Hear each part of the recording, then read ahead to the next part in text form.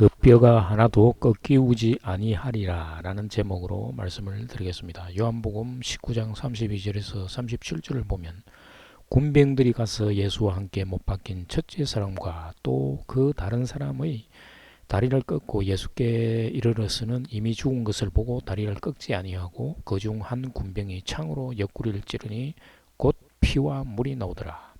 이를 본 자가 증거하였으니 그 증거가 참이라. 저가 자기의 말하는 것이 참인 줄 알고 너희로 믿게 하려 함이라. 이 일이 이룬 것은 그 뼈가 하나도 꺾이우지 아니하리라 한 성경을 응하게 하려 함이라. 또 다른 성경에 저희가 그 찌른 자를 보리라 하였느니라. 예수님이 죽으신 뒤에 유대인들이 빌라도에게 예수님의 다리를 꺾어서 시체를 치워달라는 요구를 했습니다. 다음 날이 유월절 안식일이기 때문에 그들의 거룩한 큰 날에 죽은 시체를 십자가에 매달아 놓기를 꺼려했기 때문입니다.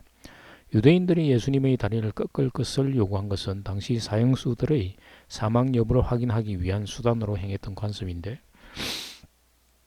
그들의 요구에 의해서 군병들이 가서 예수님과 함께 못 박힌 첫째 사람과 다른 사람의 다리를 꺾었는데, 예수님은 죽은 것을 확인하고 창으로 옆구리를 찌르고 다리를 꺾지 않았습니다. 요한복음 19장 33절 34절에서 보면 예수께 이르러서는 이미 죽은 것을 보고 다리를 꺾지 아니하고 그 중 한 군병이 창으로 옆구리를 찌르니 곧 피와 물이 나오더라. 예수님은 십자가에서 죽으셨는데 예수님은 죽음을 확인하는 과정에서 다리를 꺾어서 확인한 것이 아니라 창으로 옆구리를 찔러서 확인한 것입니다. 다른 두 사람은 다리를 꺾어서 확인했는데 무슨 차이가 있는가? 그리고 예수님은 다리를 꺾이지 않을 것이라는 거 예언되었는데 이 예언은 무슨 의미가 있는가? 또 다른 성경에 저희가 그 찌른 자를 보리라 하였느니라 라고 청원을 합니다. 시편 34장 20절에서 보면 그의 모든 뼈를 보호하시며 그 중에서 하나도 꺾이지 아니하도다. 예수님의 십자가 사건의 모형이 된 출애굽의 유월절 전날 바로 어린 양을 먹을 때 그 뼈를 꺾지 말라고 되어 있습니다. 꺾다, 꺾이다, 샤바르, 히브리어로 샤바르라고 되어 있습니다. 출애굽 12장 46절에서 한 집에서 먹되 그 고기를 조금도 집 밖으로 내지 말고 뼈도 꺾지 말지며, 또 민수기 9장 12절에서도 아침까지 그것을 조금도 남겨두지 말며 그 뼈를 하나도 꺾지 말아서 유월절 모든 율례대로 지킬 것이니라 라고 말합니다. 샤바르는 문자적으로나 상징적으로 깨지다, 부수다, 산산이 부서지다, 상심한 마음을 낳다, 어슷떠리다, 파괴하다, 해치다 등의 의미를 갖습니다. 뼈가 부서지면 몸이 분리되는 것입니다. 그래서 뼈가 부서져서 뼈가 몸에서 분리되어서는 안 된다는 것입니다. 제물로 드려질 때 어린 양은 온전한 채로 드려져야 하는 것을 말해주고 있습니다. 창세기 2장 21절 22절을 보면 여호와 하나님이 아담을 깊이 잠들게 하시니 잠들매 그가 갈빗대 하나를 취하고 살로 대신 채우시고 여호와 하나님이 아담에게서 취하신 그 갈빗대로 여자를 만드시고 그를 아담에게로 이끌어오시니 원래 하나였던 첫사람 아담이 뼈와 살로 분리되어 남자와 여자가 된 것입니다. 분리되는 것은 하나님 나라에서 범죄한 천사가 하나님처럼 되고 싶어서 하나님을 대적하다가 그 영이 세상에 와서 흙 속에 갇혀 사람이 된 것을 의미합니다.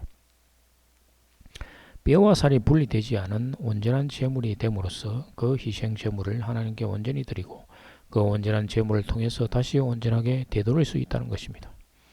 한 군병이 창으로 옆구리를 찌르니 곧 피와 물이 나오더라. 이는 창세기 3장 24절에서 말하는 바와 같은 개념입니다.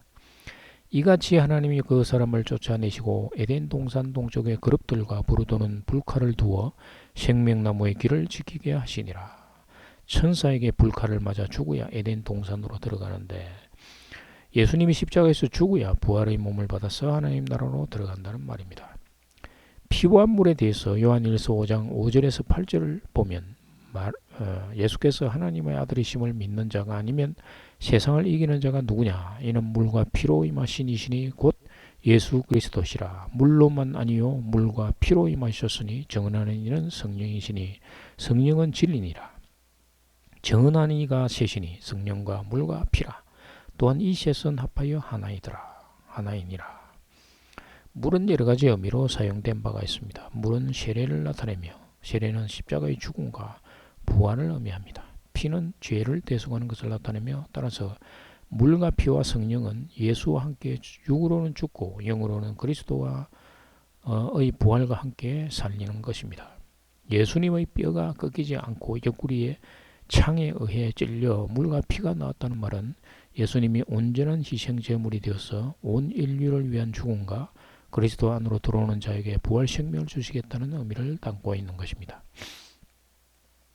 또 다른 성경에 저희가 그 찌른 자를 보리라 하였느니라. 이를 헬라 성경으로 다시 번역하면 그들이 자기들이 찌른 자를 보리라 하느니라. 스가랴 12장 10절에서 그들이 찌른 바 그를 바라보고 그를 위하여 애통하기를 독자를 위하여 애통하듯 하며 그를 위하여 통곡하기를 장자를 위하여 통곡하듯 하리로다.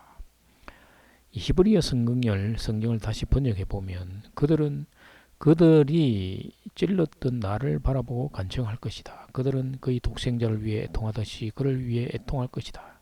그들은 그의 장자를 위해 통곡하듯이 그를 위해 통곡할 것이다. 라는 것입니다. 하나님은 이스라엘 백성들에게 우상을 떠나 하나님의 백성으로 살아갈 것을 말했지만 그들은 하나님을 찌르듯이 여전히 우상을 섬겼으며 하나님은 이방 민족을 동원하여 예루살렘을 공격했지만 여전히 하나님은 백성들에게 은혜를 베푸시는 것을 나타냅니다. 그래서 백성들이 자신이 찔렸던 하나님께 간청하게 되고 자식들이 죽어나가는 현장에서 애통하게 되고 통곡하게 된다는 말입니다. 하나님은 은혜를 베푸시어 다윗에게 했던 것처럼 백성들을 지키고 보호하실 것이라는 말씀입니다. 비록 바리새인들과 서기관들 그리고 유대인들이 예수님을 십자가에 못 박았지만 그들은 제자들이 전하는 복음을 듣고 깨닫기 시작했습니다. 사도행전 2장 23절 25절에서 보면 베드로가 성령 강림 후 설교를 했는데 그가 하나님께서 정하신 뜻과 미리 하신 대로 내준 바 되었거늘 너희가 법 없는 자들의 손을 빌려 못 박아 죽였으나 하나님께서 그를 사망의 고통에서 풀어 살리셨으니 이는 그가 사망에 매여 있을 수 없었음이라. 다윗이 그를 가리켜 이르되 내가 항상 내 앞에 계신 주를 배웠으며 나로 요동하지 않게 하기 위하여 그가 내 우편에 계시도다. 그런데 유대인들이 듣고 깨닫기 시작한 것입니다. 그래서 사도행전 2장 37절 38절을 보면 그들이 이 말을 듣고 마음이 찔려 베드로와 다른 사도들에게 물어 이르되 형제들아 우리가 어찌할꼬 하거늘 베드로가 이르되 너희가 회개하여 각각 예수 그리스도의 이름으로 세례를 받고 제사함을 받으라. 그리하면 성령의 선물을 받으리니 라고 말하고 있습니다. 감사합니다.